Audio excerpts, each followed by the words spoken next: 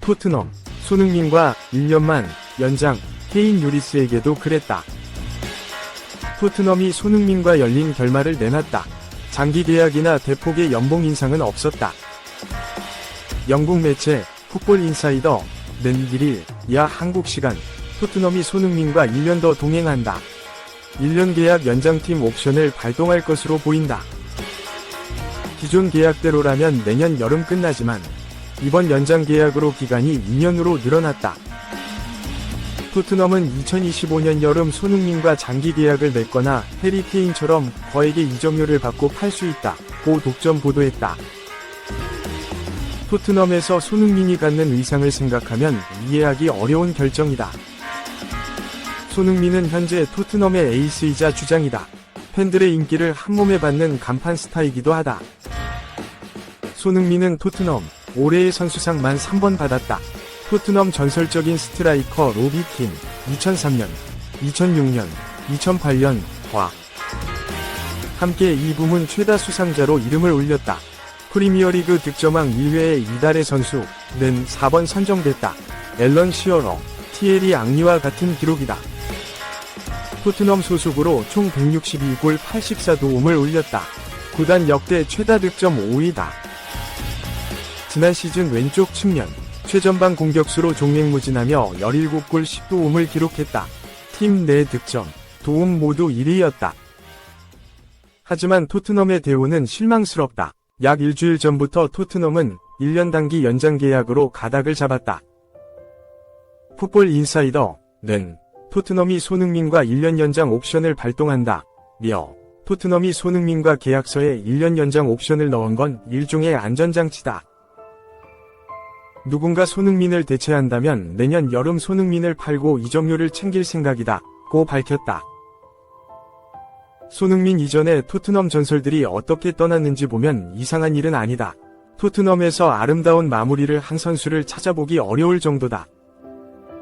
먼저 손흥민이 주장 완장을 달기 전 토트넘 캡틴이었던 위고 요리스를 보자. 요리스는 2012에서 13시즌 프랑스 올랭피크 리옹에서 토트넘으로 이적한 뒤 줄곧 토트넘에서만 활약했다. 토트넘에서 총 447경기를 소화했다. 구단 역대 8위이자 현역 중 1위에 해당하는 대기록이다. 2015년부터는 토트넘의 주장을 맡았다. 구단을 대표하는 최고의 선수 중 한 명으로 자리 잡았다. 그가 끼친 영향력은 어마어마했다. 지난 시즌 새롭게 지휘봉을 잡은 포스테코글루 감독은 요리스 대신 새로운 골키퍼를 원했고 굴리엘모 비카리오를 영입했다. 비카리오는 안정적인 선방과 빌드업으로 토트넘 1호 옵션 골키퍼 자리를 차지했다. 그러면서 요리스는 입지를 잃고 말았다. 지난 시즌 단 1경기도 나서지 못했다. 주장 완장은 손흥민에게 내줬다. 결국 요리스는 팀을 떠났다.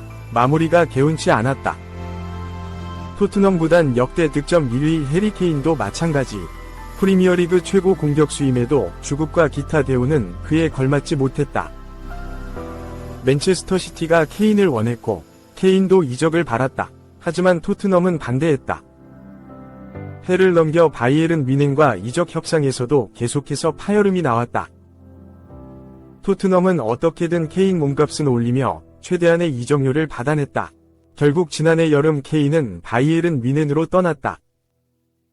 다니엘 레비 토트넘 회장의 짠돌이 구단 운영 그림자다. 돈을 아끼고 있을진 몰라도 스타들은 떠나고 이에 팬들의 충성심도 잃고 있다. 그렇다고 성적이 나오는 것도 아니다. 오랫동안 무관에 그치며 팀 전력마저 서서히 약해지는 중이다.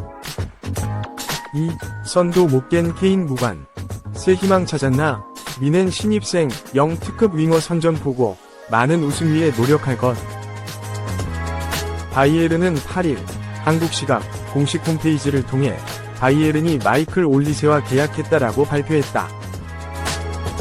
바이에른은 올리세는 크리스털 팰리스에서 바이에른으로 이적했으며 계약 기간은 2029년 6월 30일까지 5년이다라고 전했다. 막스 에베를 단장은 올리세는 차이를 만들 수 있는 선수다. 우리는 팀의 새로운 자극, 에너지, 아이디어를 원한다. 올리세는 그런 선수를 대표한다. 협상이 진행되는 동안 그는 윈헨에 합류하고 싶다는 의사를 표시했다. 우리는 그가 경기를 더욱 풍성하게 해줄 것으로 기대한다. 라고 기대감을 표했다. 크리스토프 프로인트 디렉터도 올리세는 빠르고 교활하고 골 위협적이며 공격에서 매우 다재다능하다. 그의 골과 어시스트 통계는 이미 뛰어나다. 22세의 나이에 마이클은 이미 매우 발전했지만 또한 배고프고 여전히 많은 잠재력을 가지고 있다. 팬들은 올리세와 같은 선수를 보기 위해 경기장에 온다 라며 극찬했다. 바이에른은 차기 시즌 뱅상 콤파니 감독 체제로서 첫 시즌을 앞두고 있기에 전력 보강에 많은 노력을 쏟고 있다. 수비에는 이미 이토 히로키를 영입했으며 공격진 개편 작업에서 영입 1순위로 떠오른 선수는 바로 올리세였다. 레딩에서 프로에 데뷔한 올리세는 지난 2020에서 2021 시즌 레딩에서 두각을 나타내며 크리스털 팰리스 유니폼을 입었다. 팰리스에서 잉글랜드 프리미어리그 EPL 적응을 시작한 올리세의 잠재력은 지난 2022에서 2023 시즌을 시작으로 빛을 보기 시작했다. 해당 시즌 40경기에서 2골 11도움을 기록한 올리세는 2023에서 2024 시즌 부상으로 많은 경기를 결장했음에도 19경기 10골 6도움으로 잠재력을 폭발시켰다.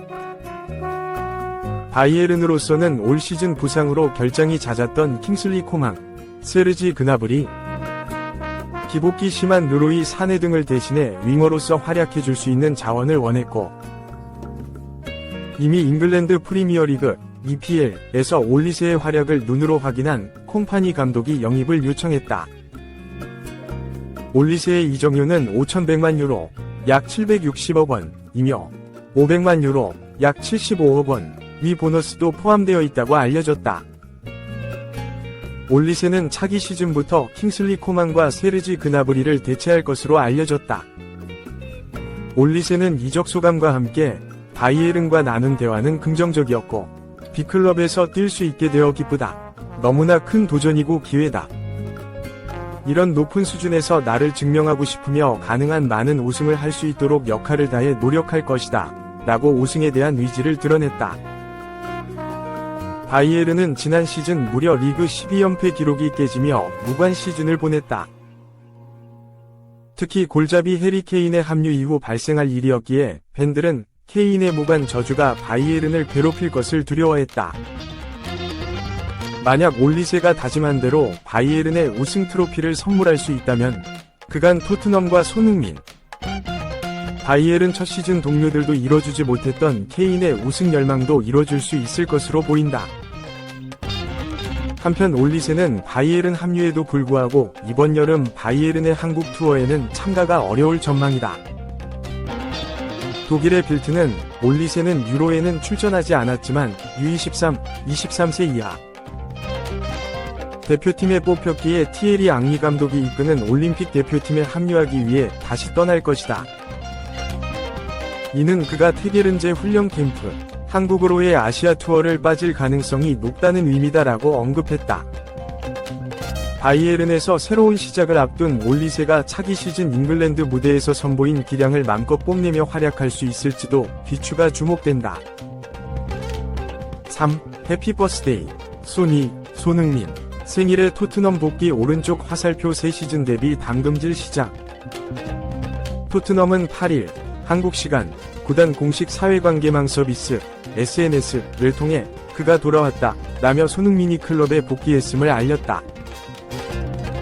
토트넘은 지난 6일부터 본격적인 여름 프리시즌 훈련을 시작했다.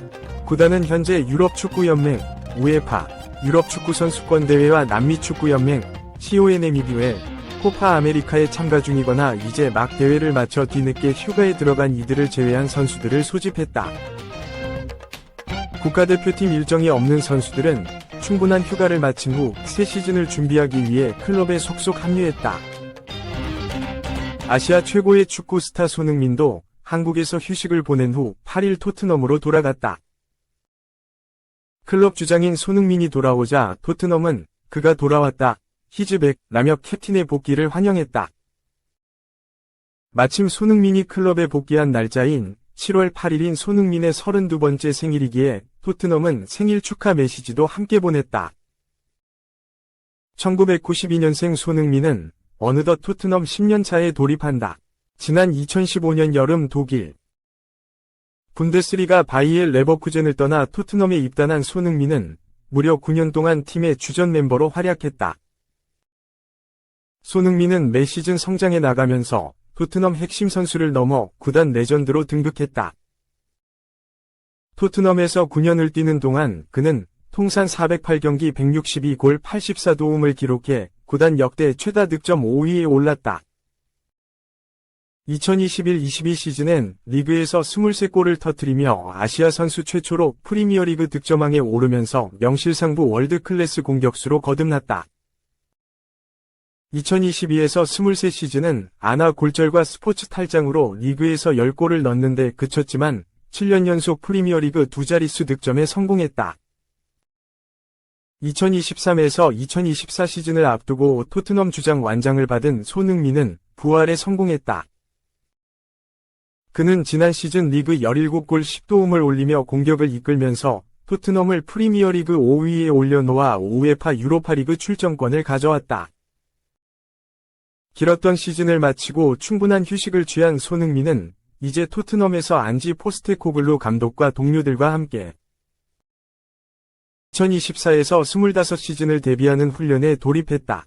훈련을 통해 몸 상태를 끌어올리면 친선전을 치르면서 시즌 전까지 경기 감각과 조직력을 올릴 계획이다.